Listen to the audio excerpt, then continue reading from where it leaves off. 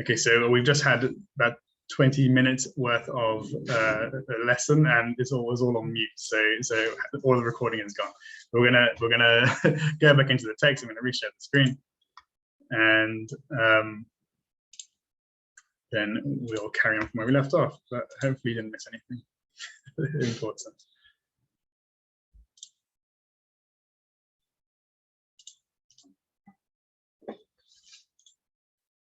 Okay. So we've just gone over the first Mishnah, right? The 32 paths of wisdom, wondrous paths of wisdom, engraved, or God engraved, or who engraved these 22 words, 22 names of wisdom, names of God, engraved the universe, right? So we said that Atzilut is this 32 paths, this 10 Sefirot constitute the world of Atzilut, which is above the world of Briah, and it corresponds to Ayin. And but Briah, the world that comes after Atzilut, is Briat Yesh Me'ayin, creation, something out of nothing. And so we see here, Barat Olamo, when God created the universe, he created out of nothing. He created out of the Sefirot. And then these Sefirot are the same idea as Sefer Sipur, book, text, etc. Right, the next Mishnah. Eses Sefirot Blima. Again, so you'll see that what every one of these Mishnahs in the first chapter will begin Eses Sefirot Blima. It reminds you. Okay, just in case you forgot, we're talking about the Eses Sefirot Blima. Okay, so 10 Sefirot of Blima, right? So this is the first occurrence, possibly in history, of the word Sefira, or Sefirot. So Eses Sefirot Blima, 10 Sefirot, 10 counts. A Sefira literally means a count. So if somebody was reading it for the first time, you'd not naturally think it means a count, right? Because we have this idea of Sfirat HaOmer, right? Counting of the Omer, right? It's not, you wouldn't think a Sfirat HaOmer would refer to some mystical, dimension or being or anything like that. So if you were to first hear this idea of Sfira, you naturally think it means a counting. So 10 Eses Sfirot means 10 countings, literally means 10 countings, right? And what is the 10 countings of? 10 countings of Blima, of nothingness, or 10 countings of silence, right? So one way of looking at 10 countings, right? Now, normally you wouldn't translate as Sfira. So let's just remember that it means a counting. A count. Yeah. Also be indicating the origin of the idea of numbers and counting. Right. Yeah. Exactly. Yeah.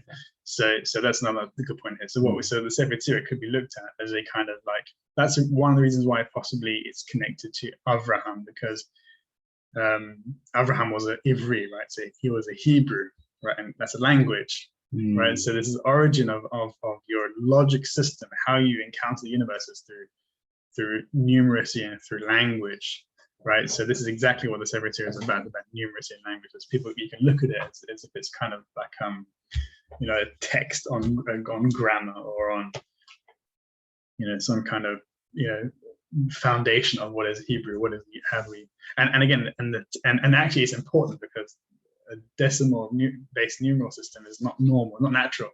I mean, it's not universal historically. Now it is, but historically it wasn't universal. There were different ways of counting, and the Babylonians had a 60 base numeral system. That's why we have the hour come from. And the reason why is because 60 is a good number to calculate circles, right? So 360 degrees, and it's a very good way of doing that. So and again, like we said last week, they would spend their time looking out at the universe, and the universe is a sphere, or at least a circle. So using a numeral system. So what would you need numbers for? Historically, like what is the purpose of numbers? So numbers would normally come out for accounting, for transactions, for money, for buying stuff and selling stuff, but also for counting time, knowing when to plant your seeds, knowing when to harvest, that kind of thing. So those you might use two accounting systems, or you might just use one accounting system. Now, it happens to be that money doesn't necessarily have a preference for what works well with it, but time, which is based on moon, based on the rotation of the Earth, and the orbits, the number 60 happens to work well for that. So the Babylonians had the base 60. So I'm going off memory. So if you know better than me, then just jump in and tell me no. So you see how it's not natural. Again, another example is French. For example, French has the word 80, right? 80 means 420. 420 is what's the number? The number is 80, right? Oh, so, right. Yeah, 420. Right, and it means 420. Why? Because you're counting in 20. That doesn't make any sense, right? So, but again, that's an example of a carryover from a non-decimal based numeral. But there is some natural humanity. I mean, I translate 3 Sefers as words, number, and meaning. And the point is that those three are language. Yes. Language. There's some tribe that Chomsky found which didn't have numbers, but basically that's what you need for language. Yeah. And that's how you create. Yeah, exactly right. So again, so you see that it's a basis of science, even Sefer, right? Okay, so actually, one thing I didn't mention on the previous Mishnah. So sorry, going back. Sefer is sparsely poor. There are different ways of looking at the words. So Sefer is textuality. So again, like I said, Judaism is a text-based religion. We spend our time looking at text, number, numeracy, stories, or we tell stories. Again, I said numbers is about division, like we've been talking about. The root Sef Samech Pei Resh has other meanings also, right? So I've seen in Rabbi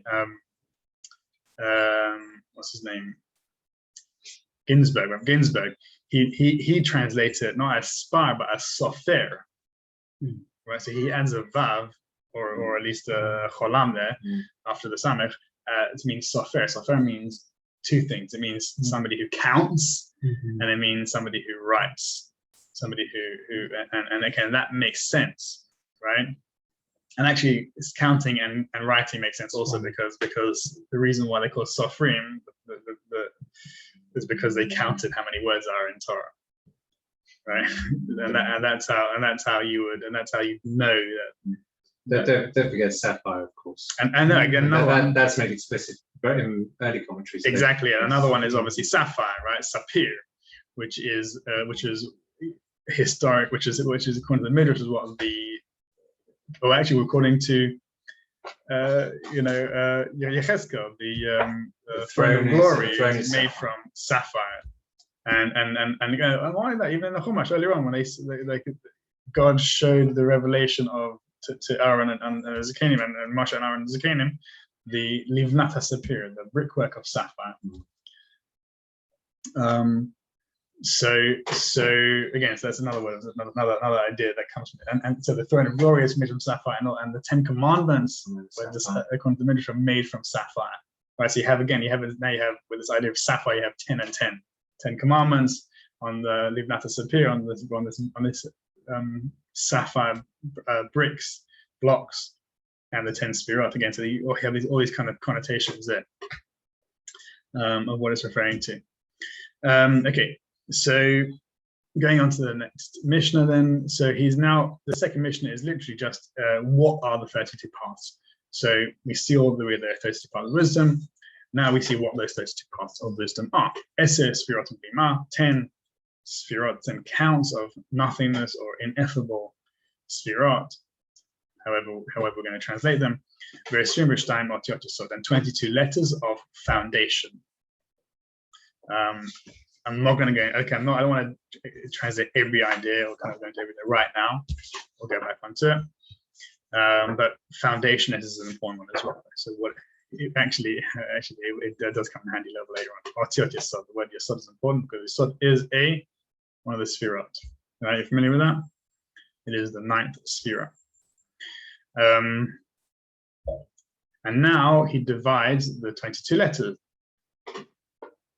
as such. Shalosh imot, 3 mothers. Sheva kfulot, 7 doubled letters. V'shtim esrei pshutot, and 12 simple letters. I said the first session, I said that if you look at the diagram of the Sefirot, the 10, the way it's normally drawn in 3 columns, you'll see that there are 22 lines connecting those Sefirot together, the circles. And you'll notice that there are 3 horizontal lines, 7 vertical lines, and 12 diagonal lines. Yeah, you can see that. So that, again, this is that one, yeah. So you see that, the Sefirot and the Otziot, the letters and the Sefirot, letters and the numbers, you could even say, are connected with each other like that. They're bound up. And I said this is connected idea of the Ma'amarot, the 10 sayings of creation, that God, that the Sefirot are blima, the Sefirot are behind language or above language, and they emanate, they manifest within creation, or even as creation, as speech, and that occurs through the mediation of the letters, which are the kind of carriers of speech and meaning. Okay, now let's move on to the next one. Eses Sefirot blima, again, it begins, Eses Sefirot blima, 10 counts of nothingness, 10 Sefirot blima, 10 Sefirot of nothingness. Bemispar Eser etzbaot, and this is equivalent to the 10 fingers of our hands. Chamesh keneged chamesh, 5 opposite 5. Uvrit yachid mechuvan be'emtza, and a singular covenant mediating in the middle. Bemilat halashon or bemilat hamaor, in the brit, in the milat, the circumcision of the tongue and the circumcision of the body. So the word ma'or means really skin, and it's the same word for arayot, actually, erva, nakedness. So we saw this last week. So we see a connection here between the sitra arayot and this covenant of the body. 10 points for someone who can see the connection between this week and last week, this Mishnah and last week. What about the Arayot? So we see here 2 covenants, or or a singular covenant, which is mediated by 2 circumcisions, right? A circumcision of the tongue and a circumcision of the body. Lashon, written Lashon. Yeah. Remember? Can you figure it? Can you figure it out? I was only here for half last week. You were talking about blima and silence. So then circumcision of tongue is holding back your words. Yes, that's true. Cutting out your tongue. Right. Yeah, exactly. Yeah, that's a good one. But what I was looking for a specific reference. The specific reference was what we saw in Lashon. Chagiga, right? Exactly. Sure. And honey and milk. Honey and milk. Exactly. Yeah. So there were two examples, right? Rav Yosef said to the Sabed de Pumbedita, the elders of Pumbedita, 2 expressions. One of them was, or 2 optional expressions. One of them was Tachad leshonecha.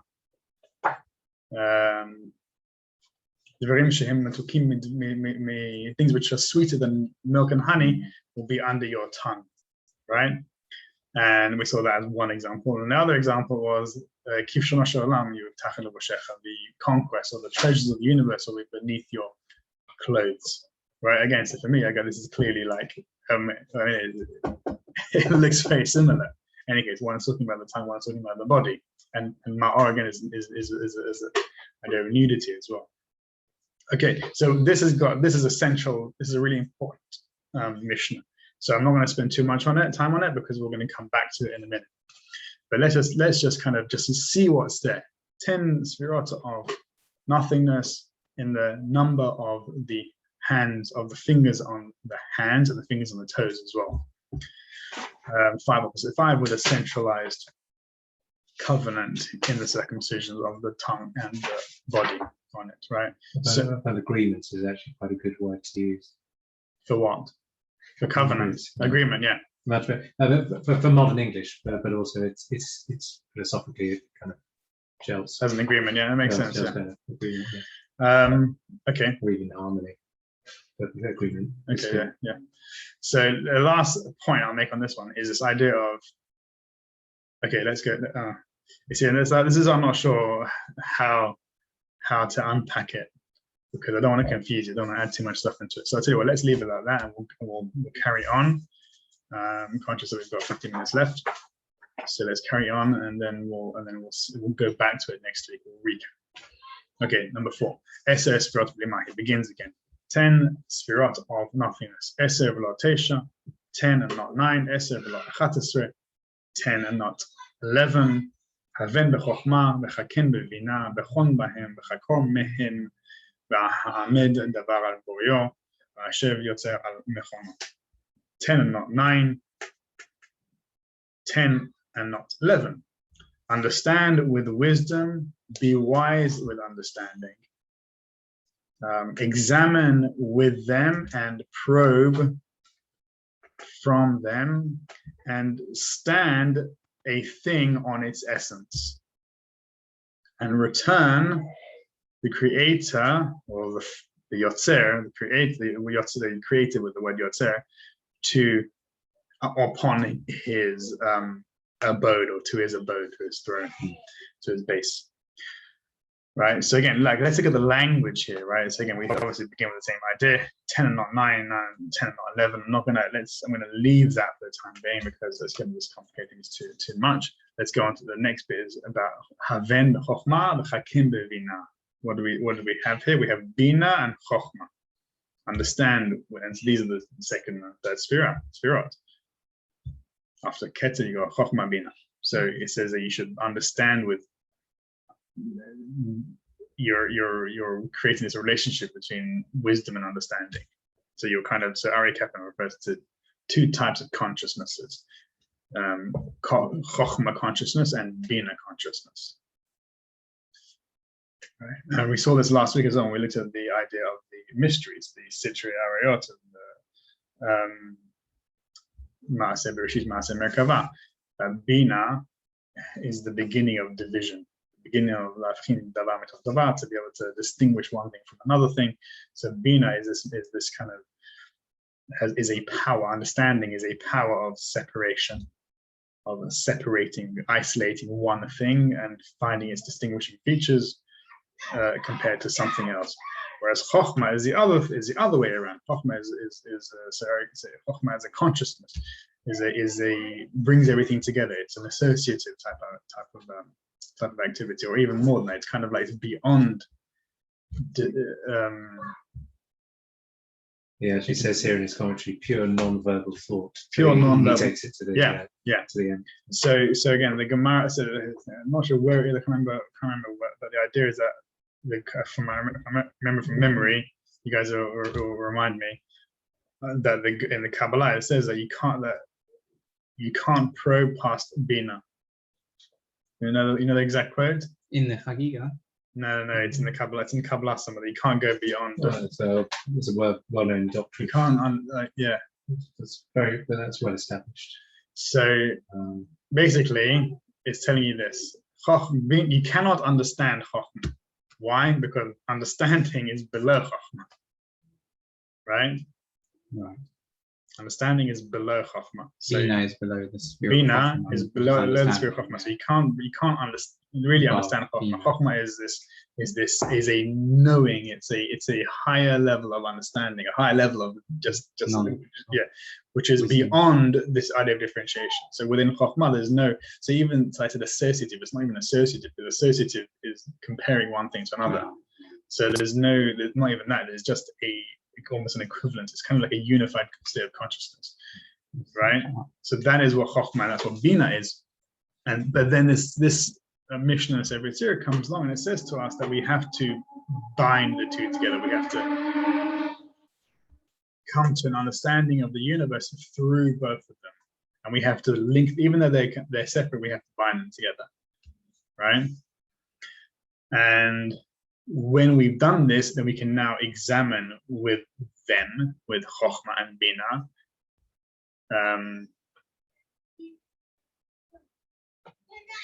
or even within them, Bachon Bahem, within, it can be within them or with them, and Chakor Mehem.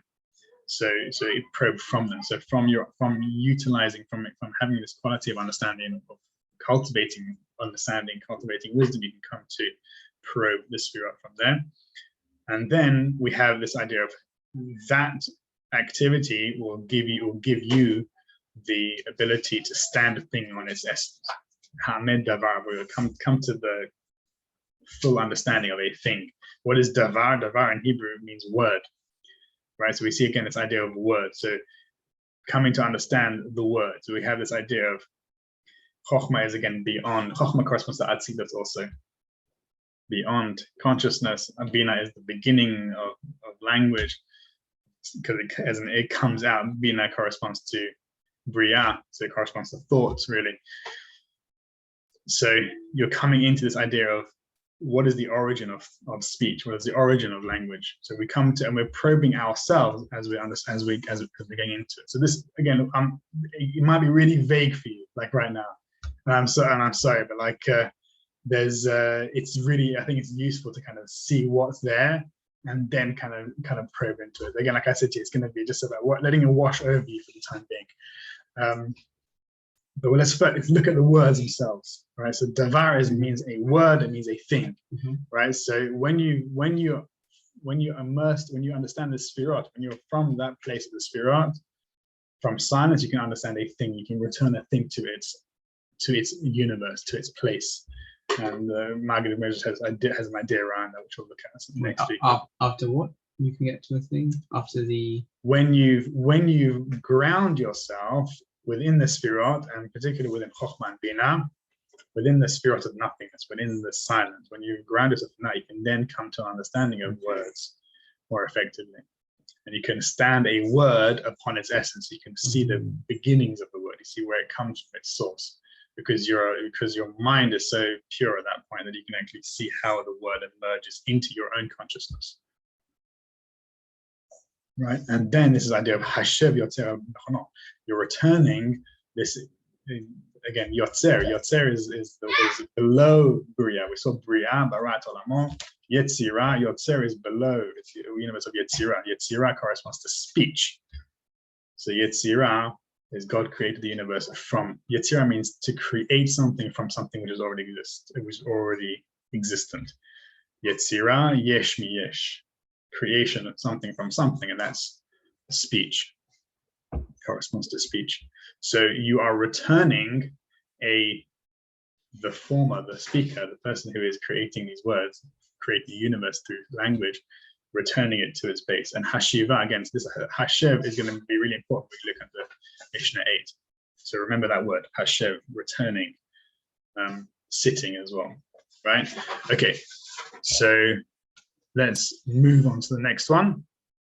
And we'll just we'll try to kind of brisk through these ideas, just to get it, because just to finish them, and then I'll leave open space for questions, and then we'll go back to the beginning next week, and then have a look at it again second time. Okay, number 5, Eser Sefirot Blima. We saw the same idea, 10 counts or 10 Sefirot of nothingness.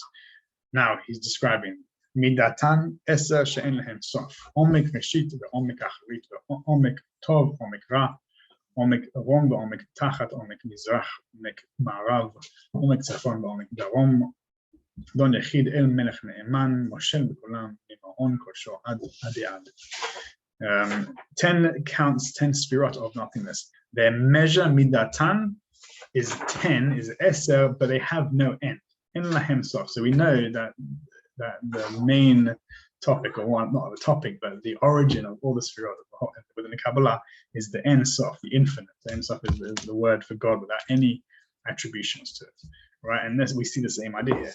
Midatan Eser, they are 10, but they are also infinite. En lahem sof, they are En Sof, have no end. So they are 10, but they are also infinite, right? And then you have this omek. This word omek is important because it means infinite. It means depth. It means this idea of it doesn't have. There is no end to that thing. There is a depth. That's what that idea is. There is an omic to it, a depth of beginning, a depth of end, a depth of good, a depth of evil, a depth of above, a depth of below, a depth of east, a depth of west, a depth of north, a depth of south, right? There are these 10 depths, there are 10 infinities. Yeah. So again, we can talk about the cardinality, the cardinal numbers, or Cantor idea of the cardinal numbers. Maybe next week we'll look at that. But there is 10 infinities, is what he's saying here. Right? They are all an aspect of Ein Sof. Even though they have number, even though they are 10, right? And how do we know this? Because Adon Yachid, because the master is singular. There is a singular master, right? So this idea of Yachid, we've seen it, we saw it, I think we saw it above, right? We saw Brit Yachid, and now we have Adon Yachid. We had a singular covenant, now we have a singular master. Kel Melech Ne'eman, God, faithful king. Again, this is an acronym for Amen, right? So El Melech Ne'eman is an acronym for Amen.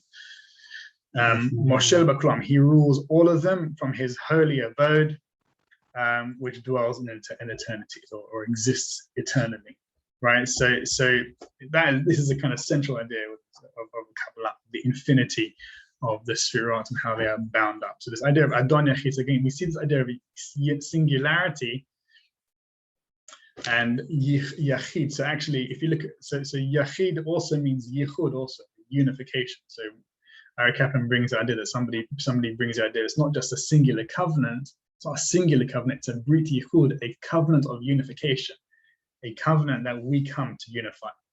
Right, and that's what will come in the next in the Mishnah 8. That's why it's all culminating in Mishnah 8. Okay, number 6. Eser Sfirot Blima, 10 Sfirot of nothingness. Sfiatan Kimare Habazak Betachlitan En Lahem Ketz. Midvaro Bahen Beratzu Veshov Ulmamaro Kesufa Yurdofu Melifne Kisohem Mishtachavim. Their tzfiatan, their vision, is like the appearance of lightning. They appear as lightning, right? Tachlitan en lahem ketz, and their purpose, their end, has no end. Their function, their purpose has no end. So we saw that their measure was Ein Sof before in the previous one. Their measure was Ein Sof, and now their function has no end. Their function, they manifest throughout the entire existence. Right now, this is an important idea. We'll go back to it afterwards, next time or in the future weeks. Again, and now we have an idea. The Devaro and his words. Again, this word davar, his speech. This now speech manifested within the Sefirot. Devaro, his words come manifest. Beratzu v'shov, in running and returning. Right. So we saw the idea of returning. Hashiv, right? Hashiv yotzer al mechono. Return the speaker to his place. Right, the place of the speaker is the Sefirot. So this idea of returning. So his word, the word comes and the word goes. The words run and they return. And again, we have another word for words. So devaro, his words. Again, this idea of diberot, the speakings. The 10 Commandments is a diberot. Well, ma'amaro, another word for speaking. And this is the idea of the 10 expressions of saying. 10 vayomers of creation, kesufa yodofu. They seek out, they rush to his will like a whirlwind. But if Nikki saw him, before his throne, they prostrate themselves. Again, prostrate themselves. The way I hear it is they become silent. When you go before the king, there is silence. So you go before the king and they return. This idea of running and returning, there is speech comes, it rises, then it returns, it falls back into nothing. Same with our thoughts, with our minds. Language, the thinking, the verbal thinking that we have, it begins in silence, begins in the image of God, which is the Spirit, which is silent, and then it rises out of that, it comes out of that, and then it returns. So it runs out of the silence and then it returns to the silence. And you can observe that. And that's what happens when we meditate. Okay. As you mentioned, the whirlwind. So just look through my notes in the commentary. One of the connections is to meaning to annihilate. Oh yeah, to annihilate. Yeah, to annihilate. So it could be. So Catherine says might be related to soft, might be related towards annihilation. They rush to saying like self, like a bittle. You know. Very interesting. Yeah. Interesting.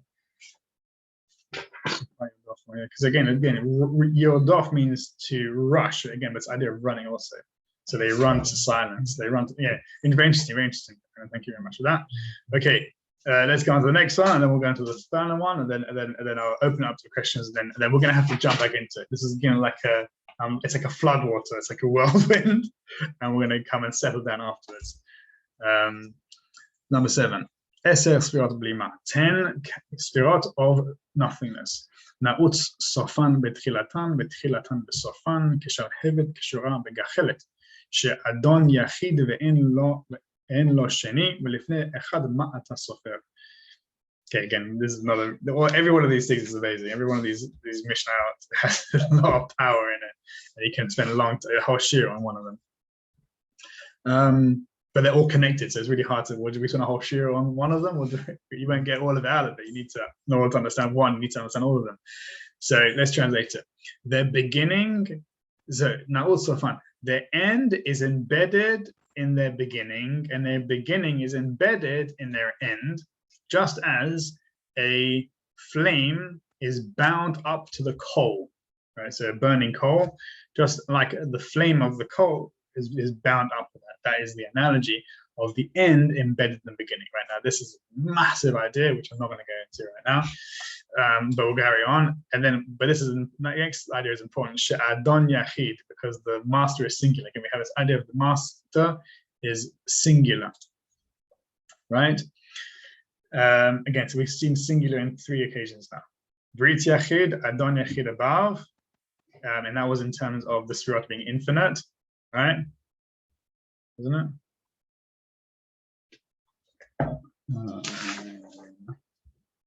Yes.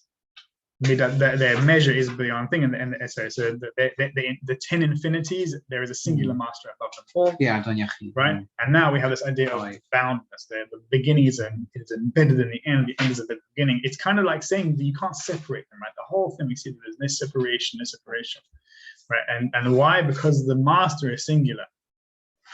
Right? The master is singular, right? And now we ask the question. There is no. He says that he's master singular. There is no second. There is no other, right? So we are used to existence with an other.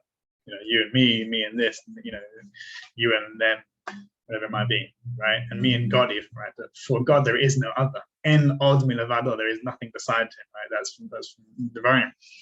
There is nothing beside him, which means that for God there is no other. En lo sheni, there is nothing which is not God. For God, there is nothing which is not God, because that would imply duality. Right? And now, how do we know this? Because it asks the question, before 1, what do you count? Right? So there are different ways of looking at this. And let's look at it in the way where we look at the word ma. Ma, again, we've seen as bli ma. Nachnu ma, we saw in Aaron and Moshe, they said Nachnu ma, we are what? We are nothing. What are we? Lifnei ma, what? You know, what do you count before 1? Because really the Sfirot of bli ma, they're without counting. They're behind counting. Right? They are, even though they're called Sfirot, they're also behind counting. Right? Or maybe it's referring to, they say, okay, I'm going to give it to you. The Gra says that this refers to the Adam Kadmon, the universe which is above Atzilut. Right, but the manifest, so yeah. In what? In before counting? So ma, yeah, before counting, yeah. So 1 is Keter, yes. Yeah, ma. Right. The true answer is, no. No. No. To him. Why would you try and give an answer to that in the commentary? The whole point is, what do you count for what? No, you can't. Why would you try and say it's Adam Kadmon? It's not. Might do Adam Covenant music, but, but you Yeah, know what I mean. I know, that's the point. But see, well, next week or at some point when we get to this, we come back here, we'll look at the Zohar and what it says about Ma. It's related also to Keter, because this world of Adam Kadmon is like related Keter, to which Keter is also, yeah. Keter is like the seed and the root. Yeah, and exactly. Yeah. Kind of, it's not even counted as a sphere in early Kabbalah or something. Yes, it's true. Yeah, exactly. Yeah. Again, that goes back to the 10 and not 1, not 10 and not 9, right? Yeah. So again, so that's it's all connected here. But so I want to read this as a challenge, as a question for you. It's we've been talking about the Sefirot, but don't think you can count them, right? You cannot count.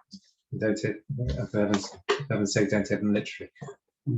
Yeah. I mean, don't because again, look, we're using speech to understand something which is beyond speech, right? So that's the essence of it. Before you cannot speak, you can't count, you can't begin that thing. Okay, fine. And now we can finish with this with the final section. So this Mishnah. Ari Kaplan cites critics. I don't know what critics are referring to, possibly academic critics, who say that this is possibly the oldest.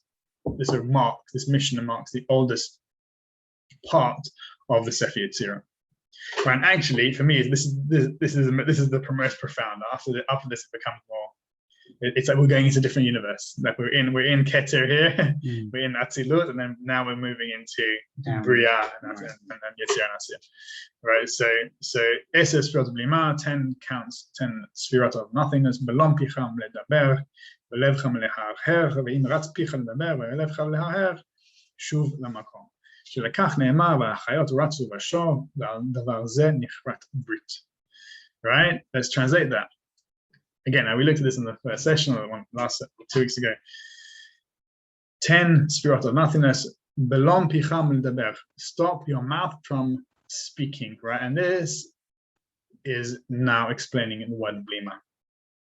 Blima means nothingness. It's, again, I mentioned that a few weeks ago that it only appears once in scripture, and that is in Sefer Yov, where it says Toleh ha'aretz al blima, he hangs the earth on blima, which contextually implies nothingness, and that's how that's Chazal understood it also, and then. But then it also means belong, it means blimat hapeh, shutting the mouth, or stopping the mouth from speaking. Belong means stop. Belong picha, stop speaking. Stop your mouth from speaking a little bit. So again, we can see this word of davar ledaber, we've seen this word occur a few times. Belevcham leharher, and your heart from hirhur. What is hirhur? Right? Thinking, imagining, ruminating. Right, and right, so we have this translation of the word blima based on this. It is ineffable. It is beyond speech. And be'imrat picha ledaber, if your mouth does run to speak, ve'levcha leharher, and your heart to think, shuv lamakom, return to the place, to your place, lamakom. So lamakom means makom is a synonym for God, who is referred to as Mekomosh Olam, the place of the universe. So return to God, return to the place, return to silence. And because of this, it is said, by Chayot Ratzu B'Shov, the Chayot, which are these holy beings, these angelic beings, which Ezekiel saw in his vision, Ezekiel sees them, Ratzu B'Shov, they're running and returning. Right, and so again, there's a second occurrence of the expression Ratzu B'Shov. We saw Divar O, Bam Beratzu B'Shov. His speech in them, Bahen, his Ratzu B'Shov is in the manner of running and returning. So we see that this running and returning corresponds to us also, our thinking. When we sit and meditate, or we sit and do whatever we're doing, contemplating these mysteries, our minds run, and then we have to bring them back. And this is an essential part of the process. We can't do without it, and that's why it says, upon this, regarding this, an agreement was made, or a covenant was made, right? And this is the second occurrence we've seen of the word covenant. So a covenant which was a singular covenant, Briti Achid, Briti Chud, which begins between them, right? So this idea of covenant, again, now we see directly corresponds to silence, to not speaking and to not thinking. Okay, I'll open up for questions, and I'm sure there's going to be loads. I'm not going to be able to answer all of them. Hopefully, we'll maybe write down these questions and come back to them next week. Okay.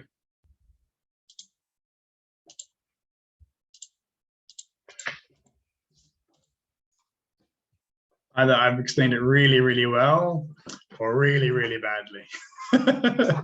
There's no questions. Well, you can kind of have a half-hour discussion on each one. So yeah, that's okay. Well, the Gra has 3 pages of commentary on just the first mission. Yes. Is that all? Very interesting. Okay, I'm going to stop the recording. Are you asking questions? Okay, go on. Well, so I spoke about words, number, communication as the building blocks of language. So one thing we skipped over, for example, was the different depths. So if you break them down, you've got the beginning in it. They cover year, soul, and universe, time, space, and. So you're jumping ahead. You're jumping ahead. I didn't want to mention those things because they come later. No, it's interesting. So but it goes to the point again. These are building blocks of reality in our minds, as well as the minds of Shem. Yeah, no, of course, You can speak for half an hour on that. So. I know. You will. So, yeah, I'm not sure if I will. So I'm trying to make it as relevant as possible. So again, I'm not even sure how relevant this is.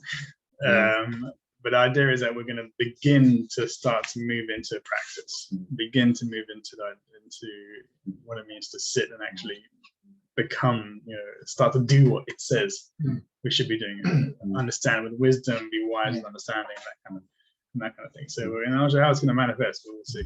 Yeah, I like the running and returning because I think Rabbi Nachman speaks about that. Yes, he does. Yeah, it's very much considered. Yeah, and I think actually, that's the essence of all of it. It's all about running and returning.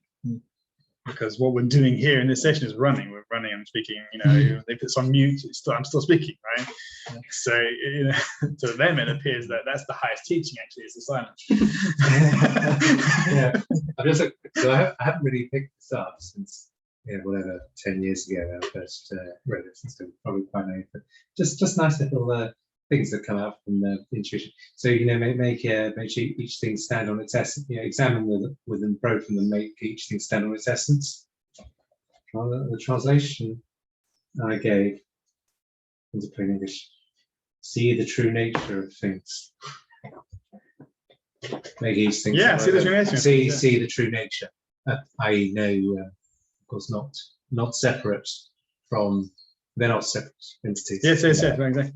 We'll go into that. Don't jump ahead. We're gonna be. This is for questions, not for more for questions. We're gonna see all of that. We'll have to show next time. Okay, I'm gonna start the recording now.